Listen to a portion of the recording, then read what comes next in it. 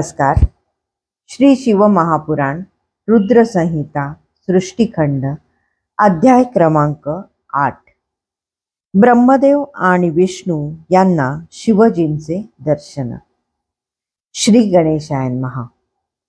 ब्रह्मदेव नारदांना म्हणाले, हे मुनिश्रेष्ठ, मी आणि विष्णू अग्निस्तंभाच्या रूपात प्रकट झालेल्या परमेश्वराच्या प्रत्यक्ष दर्शनासाठी अत्यंत उत्सुक होतो.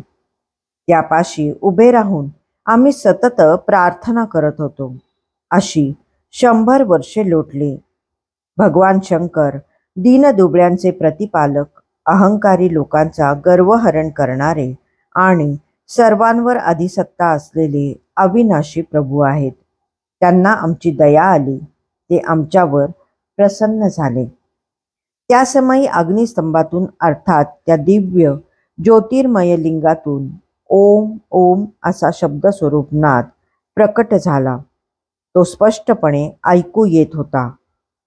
प्रथमतः तो प्रणव कोठून उत्पन्न होत आहे हेच आम्हाला कळत नव्हते. हा काय प्रकार आहे असा विचार करत आम्ही दोघे त्या आवाजाचा कानोसा घेत होतो.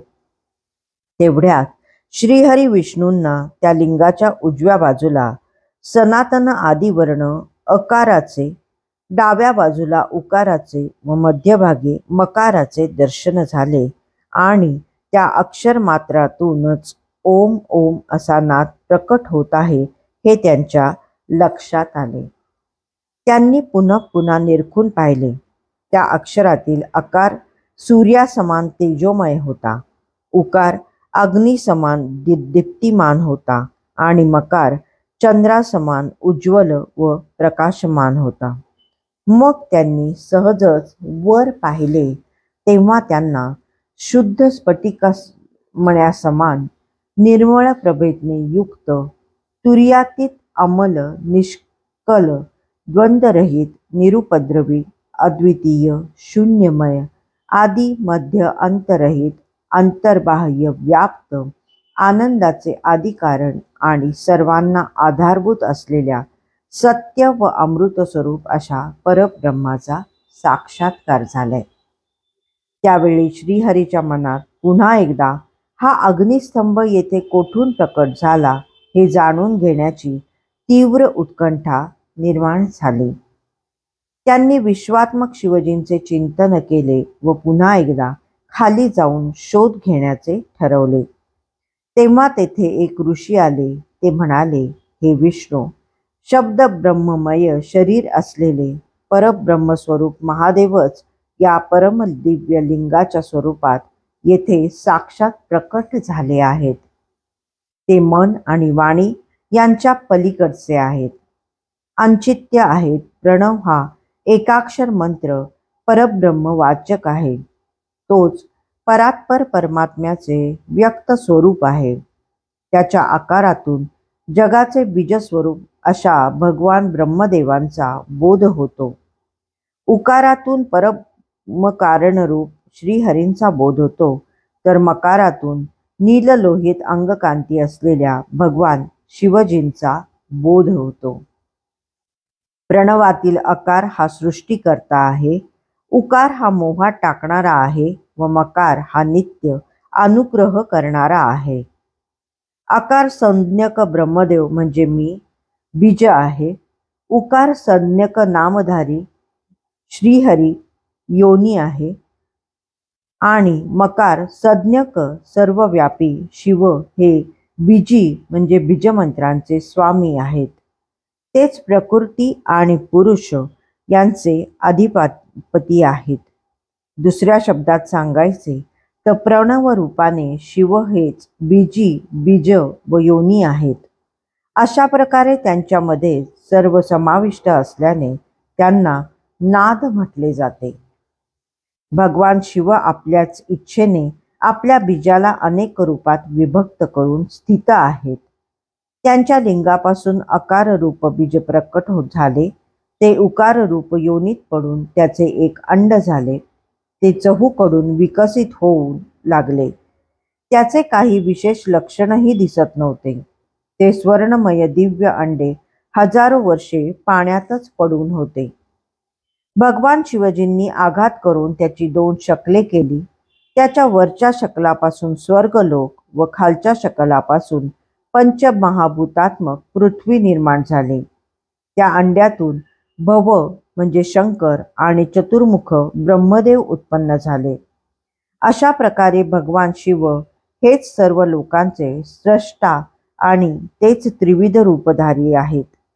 अ, उ, म या 3 अक्षर मात्रांमध्ये तेच अधिष्ठित आहेत.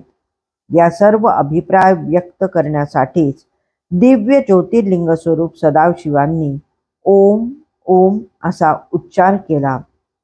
यजुर्वेदातील श्रेष्ठ मंत्रही हेच सांगतात. त्याचे वचन ऐकून ऋक व सामदेव वही श्रीहरींना व मला आदराने हे हरे हे ब्रह्मन असे संबोधतात. त्या महान ऋषींकडून देवेश्वर शिवजींविषयी ऐकून श्रीहरीचे हृदय भक्तिभावाने भरून आले.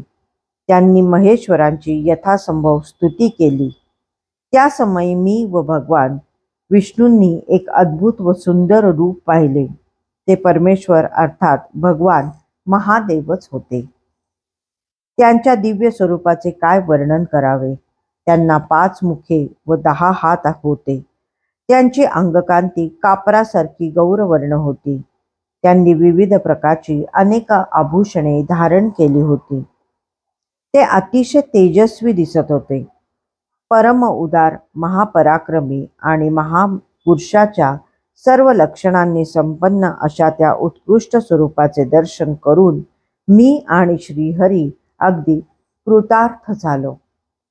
त्यानंतर भगवान महेशांनी अत्यंत प्रसन्न होऊन आपले शब्दमय दिव्य स्वरूप प्रकट केले. त्यांच्या अवयवात सर्व अव्यये व व्यंजने सामावली होती.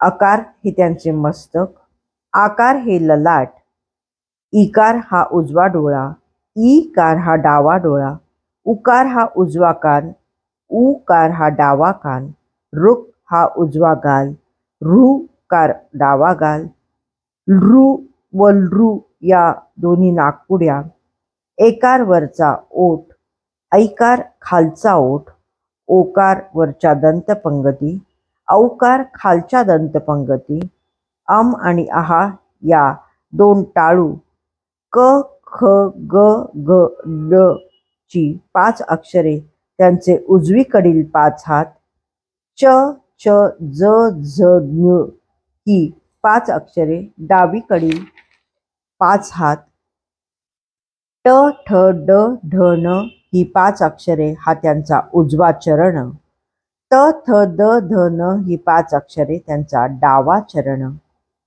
पकार हे पोट, फकार उजवीकडील पार्श्वभाग, बकार डावीकडील पार्श्वभाग, भकार हा खांदा, मकार हृदय, यकार पासून सकार पर्यंत 7 अक्षरे हे सप्त धातू, हकार नाभी आणि क्षकार मेढू. याप्रमाणे शब्द ब्रह्ममय शरीरधारी महेश्वरांना व त्यांच्या समवेत असलेल्या भगवती उमादेवीला पाहून मी आणि श्रीहरी धन्य झालो. आम्ही त्यांना नमस्कार केला आणि पुन्हा वर पाहिले.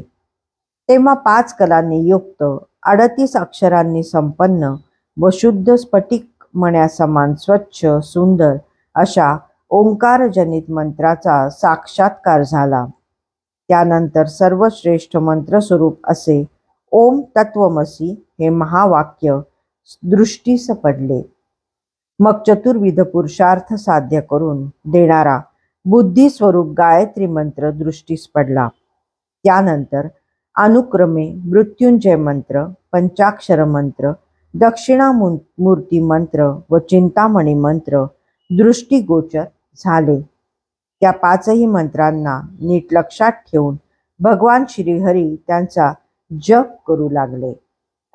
त्यानंतर ऋक, यजुः, साम ही वेदत्रयीच ज्यांचे स्वरूप आहे ते ईश्वरांचे ईश्वर अर्थात ईशान आहेत, ज्यांचे अंतःकरण सौम्य आहे, जे सर्वांना प्रिय आहेत, ज्यांचे चरण अतिशय सुंदर आहेत, जे पुराण पुरुष आहेत, जे देवांचे देव आहेत, जे आपल्या अंगावर सर्परूपी आभूषणे धारण करतात, ज्यांचे सर्वत्र पाय आहेत, ज्यांचे सर्वत्र नेत्र आहेत, जे माझे म्हणजे ब्रह्माचे अधिपती आहेत, जे उत्पत्ती स्थिती संहार करते आहेत आणि जे परम कल्याणकारक आहेत, त्या वरदायक सदा सांब शिवांची मी आणि श्री हरी विष्णूंनी प्रेमपूर्वक स्तुती केली. अध्याय 8 समाप्त.